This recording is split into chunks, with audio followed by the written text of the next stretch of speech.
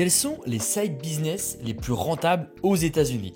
J'ai divisé cette vidéo en 3 grandes parties. La première partie, je vais vous expliquer pourquoi les side business explosent aux États-Unis et pourquoi ça risque d'arriver en France. La deuxième partie, c'est les side business les plus rentables aux États-Unis. Donc je vais vraiment vous donner les side business qui, selon moi, sont les meilleurs parce que j'en ai testé une dizaine et j'ai sélectionné les 5 meilleurs. Et enfin, la troisième partie, je vais vous montrer comment vous aussi vous pouvez vous lancer rapidement un side business dès 2025 et puis pour les prochaines années à venir et surtout en toute légalité. Donc si vous restez bien jusqu'à la fin de cette vidéo, vous aurez toutes les clés en main pour lancer un side business, mais surtout pour créer votre statut juridique correctement et de A à Z. Déjà, la première partie, c'est pourquoi les side business explosent aux États-Unis. Bon, déjà, j'aurais dû commencer par la culture entrepreneuriale. Donc, je vais la mettre en première. On sait tous, les États-Unis ont une culture entrepreneuriale bien plus développée que nous en France. Pourquoi? Parce que je pense que nous en France, on a un problème avec l'échec, donc forcément, on a un problème avec le succès. Là-bas, il n'y a pas ce problème d'échec. Quelqu'un qui échoue, c'est pas grave, c'est juste une étape avant de réussir. Nous en France, quelqu'un qui échoue, on va lui dire arrête tes conneries, trouve un taf et va chercher la sécurité. Donc du coup, on n'a pas du tout le même rapport au risque que les États-Unis. Ensuite, j'ai mis culture entrepreneuriale, l'innovation et l'initiative personnelle sont valorisées. En France, vous allez être valorisé que si vous lancez un projet et s'il marche. Si vous lancez un projet et qu'il ne fonctionne pas, vous ne serez jamais valorisé. Aux États-Unis, il y a ce côté, on s'en fout de si tu gagnes beaucoup d'argent ou pas. Ce qui compte, c'est que tu te lances et c'est que tu crées des choses. Voilà. Nous, en France, on n'a pas du tout ce même mindset-là. Ensuite, évidemment, il y a des opportunités qui sont multiples pour transformer une passion en business rentable. Parce que là-bas, vous avez une idée, vous pouvez en faire un business. Il y a vraiment ce côté où c'est beaucoup plus facile de vendre déjà, contrairement à la France où justement en France on a un problème avec la vente et comme on a un problème avec la vente, du coup c'est beaucoup plus compliqué de rentabiliser une idée et c'est pour ça qu'il y a beaucoup plus de startups qui explosent aux États-Unis par rapport à la France. Ensuite, j'ai marqué la flexibilité et la sécurité financière. Pourquoi? Ça c'est top quand on a un side business, c'est que on n'a pas besoin de tout plaquer pour lancer un business. Un side business, c'est un business qui est à côté de quelque chose qui tourne déjà. Ça peut être un taf de CDI ou ça peut être déjà une grosse boîte ou un taf de freelance. Ok? Donc, ça veut dire que vous avez au moins un petit peu d'argent qui tourne et du coup, vous avez du temps le soir après votre travail habituel de lancer votre side business pour essayer d'aller chercher un complément de revenu. Et si ce complément de revenu explose, vous pouvez limite en faire un vrai revenu régulier. Du coup, c'est pour ça que j'ai marqué revenus supplémentaires sans quitter son emploi principal. Du coup, ça veut dire que vous n'avez aucun risque de lancer un side business. Et moi, j'ai envie de vous dire, je vous invite à lancer aussi votre side business. Pourquoi? Parce que sincèrement, j'ai bien plus appris en lançant des projets de boîte, en lançant des projets de business qu'à l'école ou que dans un taf de salarié. Voilà, ça c'est la réalité. Pourquoi? Parce que quand on lance un side business, on va se foirer, on va apprendre énormément de choses et surtout on va se débrouiller soi-même. Et le fait de se débrouiller soi-même, on avance 10 fois plus parce que les 3 quarts des gens préfèrent attendre que le succès vienne à eux. Donc du coup, si déjà on est dans une dynamique de passer à l'action, de se lancer soi-même, de se débrouiller seul, on va apprendre énormément. Et du coup, c'est pour ça que j'ai marqué beaucoup d'apprentissage. Et du coup, ça va aussi augmenter votre valeur perçue. Au début, on pense que, ok, si je lance un business et que ça marche pas, je vais passer pour un con. Alors qu'en réalité, plus vous lancez des projets, plus vous allez apprendre. Et du coup, cet apprentissage, vous allez pouvoir le transformer en retour sur investissement. Pourquoi? Parce que vous allez pouvoir vendre tôt ou tard vos conseils. Et comme vous avez une belle expérience malgré des échecs, ça montre que vous êtes quelqu'un d'audacieux, ça montre que vous avez un super mindset, donc on a envie de travailler avec vous parce que ça augmente votre valeur perçue. Et ça, une carrière, c'est sur du long terme et votre valeur perçue, c'est le plus important. Ensuite, j'ai mis, évidemment, les États-Unis, il y a un environnement propice à l'entrepreneuriat. C'est bien plus simple d'entreprendre aux États-Unis qu'en France. Je ne parle pas d'un point de vue aide sociale, je parle une fois de plus, d'un point de vue culture. Parce que là-bas, il y a une certaine culture de je vais soutenir ceux qui se lancent. Donc, par exemple, nous en France, quand on a un proche qui lance son business, on va lui demander un prix. Là-bas, aux États-Unis, on va lui demander de payer le plus cher possible parce qu'on veut soutenir financièrement. En France, on a ce côté, ah bah cool, si c'est ton business, tu peux me faire un prix, tu peux me faire une réduction. Donc c'est pas du tout la même culture, ni le même état d'esprit. Donc maintenant, comment se lancer? Alors, est-ce qu'il faut forcément aller aux États-Unis pour lancer un side business? Non, par contre, on peut fortement s'en inspirer. Je mets un petit warning quand même, c'est pour ça que je l'ai mis ici, comment se lancer. Parce que si vous copiez des business qui cartonnent aux États-Unis, ça ne veut pas dire qu'ils vont cartonner en France. Pourquoi? Parce que on n'a pas le même rapport à l'argent. On ne dépense pas de la même manière notre argent en France qu'aux États-Unis. Aux États-Unis, si on perd 100 euros parce qu'on a investi, bah, on va dire que c'est pas très grave. C'est que de l'argent et il y en aura d'autres. En France, si on perd 100 euros, on est capable de demander un remboursement, de passer des heures. On peut même envoyer quelqu'un en procès uniquement parce qu'on s'est fait arnaquer, etc. Aux États-Unis, il n'y a pas le même rapport à l'argent. Et du coup, déjà un exemple très concret, aux États-Unis, les communautés school, donc les communautés où on paye tous les mois, ça cartonne. En France, c'est très compliqué. Les gens s'abonnent un mois ou deux maximum et ensuite ils se désabonnent. Aux États-Unis, c'est pas du tout le même rapport. Maintenant, les side business les plus rentables aux États-Unis, donc j'en ai noté 5. Il y en avait énormément d'autres, mais j'ai noté donc évidemment le e-commerce et la vente en ligne. Alors, pour moi, il y a plusieurs business à ça. Amazon FBA reste pour moi le business le plus sûr parce qu'il y a l'automatisation qui va être possible. Le dropshipping, si vous faites du dropshipping comme c'était possible de le faire avant, ça ne marchera pas. Maintenant, les gens ont besoin de voir un site qui donne confiance, ont besoin d'avoir des produits de qualité. Il y a de plus en plus le Made in France qui rentre en jeu. Donc, si vous importez des produits chinois de pas forcément de bonne qualité, ça ne va pas forcément autant se vendre qu'avant. Par contre, ce qui est cool, c'est qu'il y a un avantage, c'est que vous n'avez pas besoin de stock, donc vous pouvez lancer un side business, donc une boutique e-commerce très rapidement et faire vos premiers euros. Vous pouvez très bien faire 200, 300 euros par semaine pour commencer et ça vous fait déjà un bon complément de revenu et c'est surtout super amusant à faire. Donc c'est pour ça que j'ai marqué boutique Shopify. On a fait d'autres vidéos sur cette chaîne-là pour vous montrer comment créer une boutique e-commerce et lancer du coup en e-commerce. Donc je vous invite à la regarder. Ensuite, il y a le freelancing. Pour moi, j'aurais même dû le mettre en numéro 1 parce qu'il y a énormément de salariés en France et je pense que n'importe quel salarié devrait se lancer en freelance. Pourquoi? Parce que c'est enrichissant de se lancer en freelance. Ça vous fait un énorme complément de revenus. Et du coup, vous allez apprendre énormément et du coup, vous pouvez ensuite demander des augmentations auprès de votre patron. Parce que vous pouvez très bien lui dire, bah voilà, cette année, je me suis aussi lancé en freelancing, j'ai appris ça, ça, ça, ça. Du coup, c'était pas dans mon contrat de base. Donc, une fois de plus, on revient ici, on augmente votre valeur perçue. Et ça, c'est le plus important. Arrêtez de vous comparer. Ce qui compte, c'est vraiment de regarder votre valeur perçue, comment les gens vont vous percevoir. Donc, évidemment, il y a plusieurs types de freelancing qui cartonnent. En ce moment, c'est vraiment le marketing digital. Pourquoi? Parce que si vous voulez faire tourner une boîte, il y a besoin obligatoirement de marketing. Et comme les boîtes sont de plus en plus en ligne, en e-commerce, il faut être bon en marketing digital. Donc, forte demande. Ensuite, j'ai mis développeur web. Évidemment, il y a de plus en plus de concurrence aussi, mais on aura toujours besoin de développeurs web, même s'il y a l'intelligence artificielle qui se développe. Enfin, j'ai mis aussi rédacteur SEO. Après, moi, je pars du principe que n'importe quel métier de salarié peut se transformer en freelance. Pourquoi? Parce que je pars du principe que si une entreprise vous paie tous les jours pour faire les mêmes tâches, une entreprise pourra vous payer en freelance. C'est juste qu'il faut se vendre différemment et il faut aller prospecter, il faut aller démarcher d'autres entreprises. Généralement, quand on est salarié, on attend que les projets tombent. Quand on est freelance, on n'a pas un patron, finalement, on a 5-6 patrons dans le mois parce qu'on a 5-6 clients. En gros, c'est comme ça que ça marche. J'ai mis création de contenu en ligne.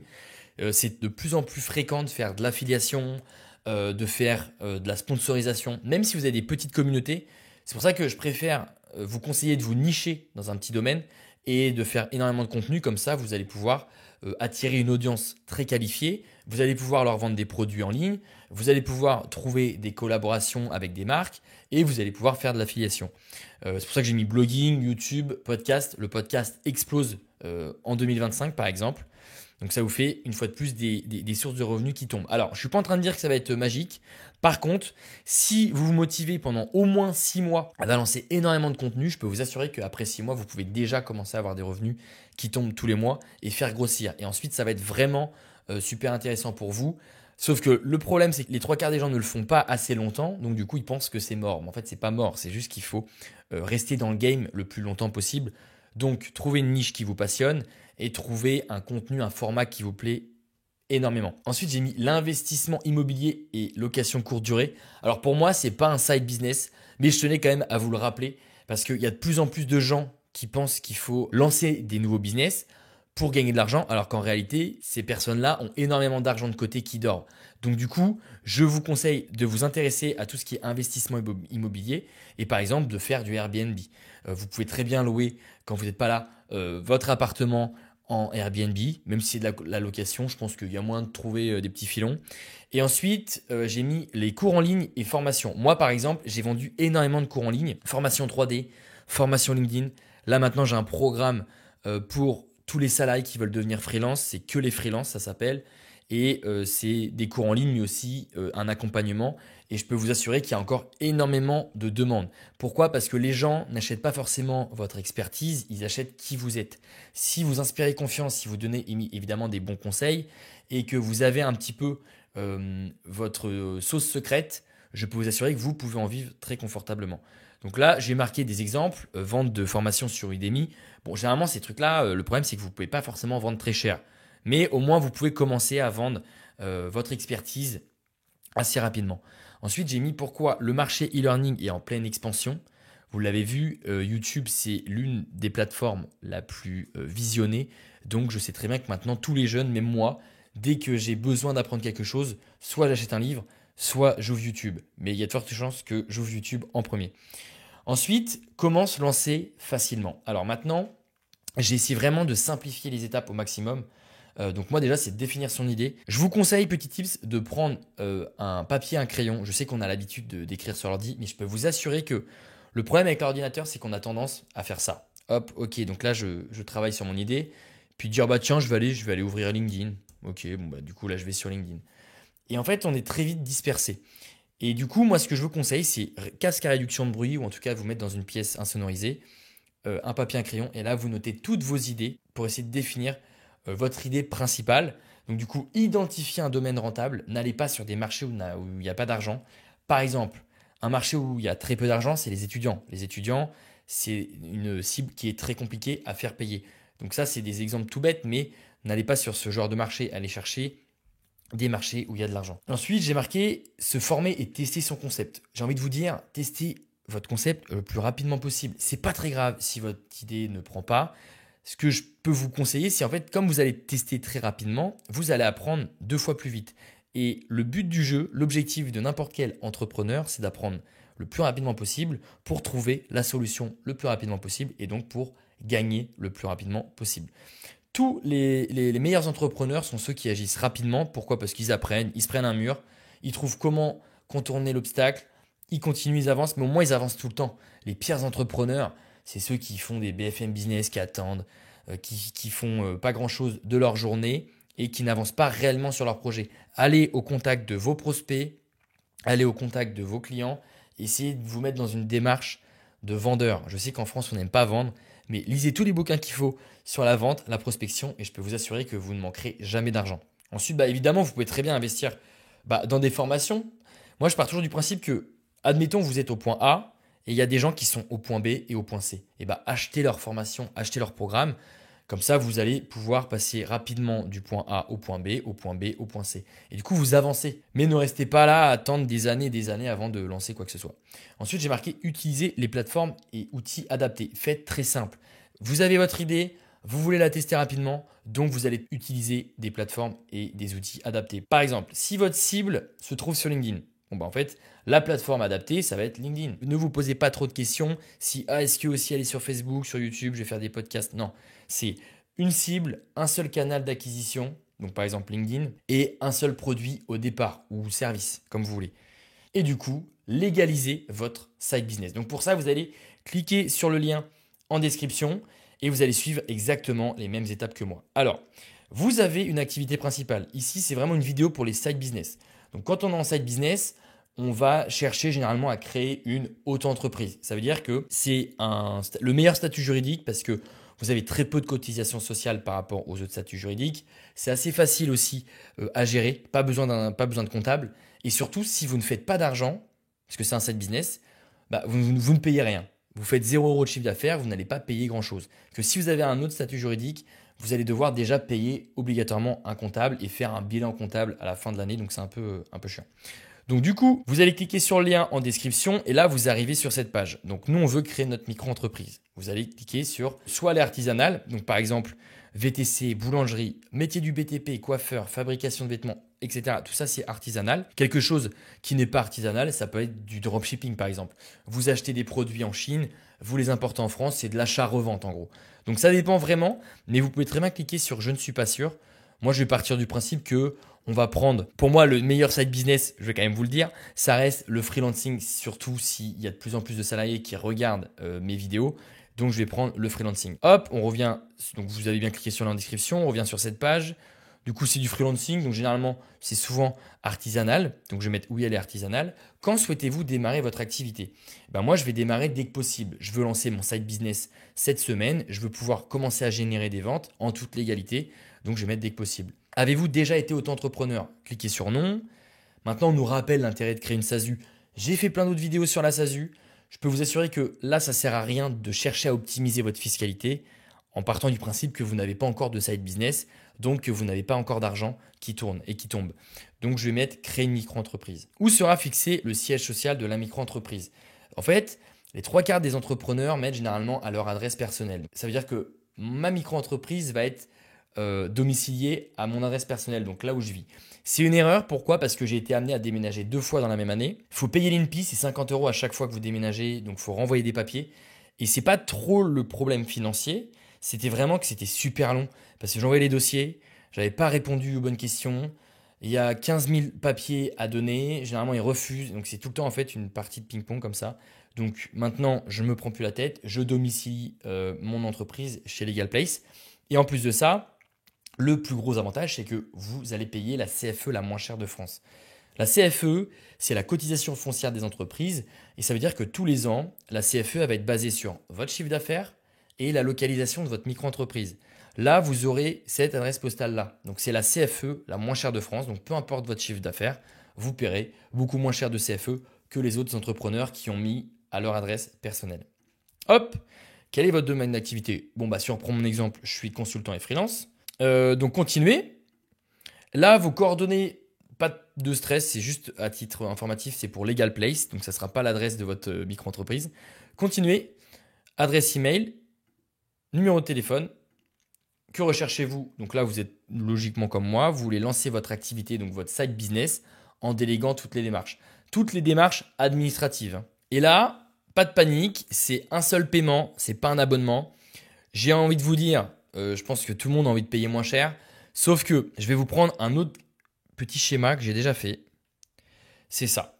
Là, si vous êtes freelance, ça veut dire que en auto-entreprise, si vous vendez du service, donc parce que vous êtes freelance, vous allez devoir donner 21,2% du chiffre d'affaires tous les mois.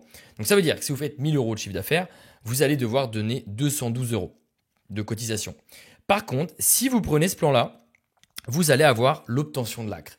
L'obtention de l'ACRE, c'est l'aide à la création d'entreprise. Donc ça veut dire que pendant un an, vous allez faire baisser vos cotisations sociales. Donc vous allez passer de 21% à 10,6%. Donc si on reprend mon exemple, au lieu de, si vous faites 1 000 € de chiffre d'affaires, au lieu de payer 212 €, vous paierez seulement 106 €.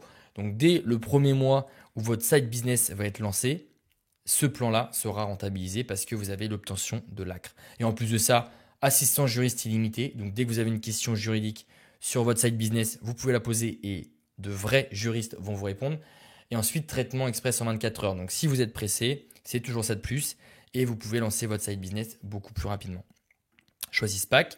Donc là, vous pouvez héberger votre micro-entreprise chez Legal Place. Donc vous aurez 60 rue François Pommier, donc cette adresse postale-là.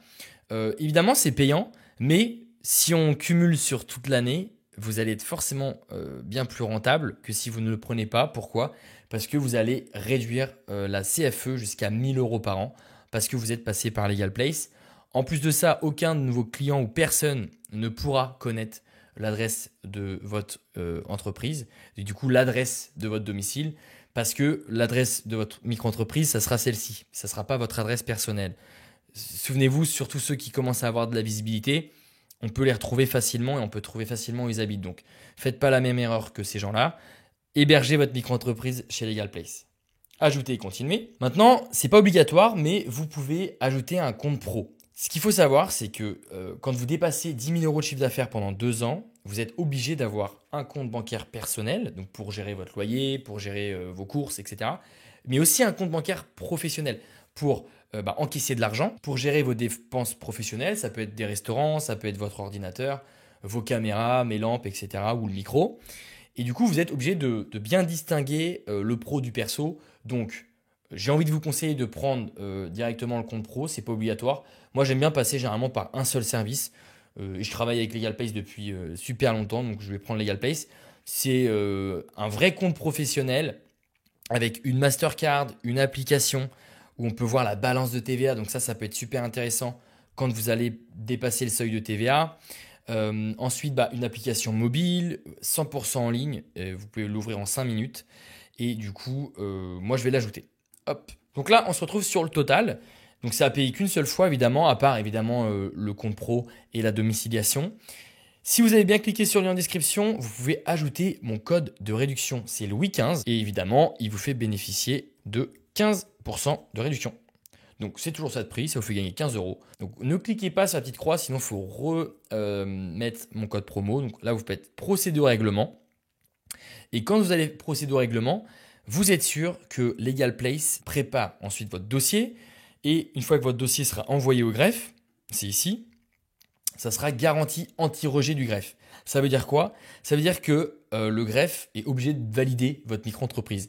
Si vous le faites à la main, il y a de fortes chances que vous soyez rejeté par le greffe parce qu'il va manquer des informations, parce que vous n'êtes pas comptable. Donc faites confiance à des professionnels comme LegalPlace. Voilà. Et ensuite, vous allez recevoir l'extrait CABIS. Donc ça, c'est vraiment la carte d'identité de votre micro-entreprise. Et une fois que vous avez ça, vous allez pouvoir évidemment obtenir l'ACRE. Et ça veut dire qu'en gros, vous pouvez commencer à gagner de l'argent avec votre side business en toute légalité. OK? Et du coup, vous avez bien l'ACRE. Donc, vous allez faire passer votre cotisation sociale de tous les mois de 21,2% à 10,6%. OK? Donc, c'est toujours ça de prix, une fois de plus. Donc, j'espère être allé un maximum dans les détails. Si vous avez la moindre question, posez-moi ça en commentaire. Je réponds à tout le monde. Alors, il y a plusieurs statuts évidemment juridiques. Je vous invite à passer quand même par LegalPlace si vous n'avez pas besoin de la micro-entreprise. Mais pour un side business, c'est le meilleur statut juridique. Petit rappel, pas de comptable trop compliqué, ça coûte quasiment rien. Là, vous avez vu, pour 100 euros d'un coup, vous avez déjà une micro-entreprise qui va être prête d'ici quelques jours. Pas besoin de comptable, pas besoin de bilan comptable, c'est moins surveillé. Donc, vous pouvez commencer à lancer des side business. Et puis, dès que vous avez un side business qui commence à cartonner, et je vous le souhaite, là, on pourra se poser la question, est-ce qu'on passe en SASU ou en URL pour justement optimiser l'argent que vous gagnez avec votre business. Sur ce, j'espère que cette vidéo vous a plu. N'hésitez pas à la liker si ça vous a aidé, moi ça m'aide énormément. À vous abonner à ma chaîne parce que je partage au moins 3 vidéos par semaine sur de la création d'entreprise et sur le business de manière générale. Et sur ce, je vous dis à très bientôt pour une prochaine vidéo.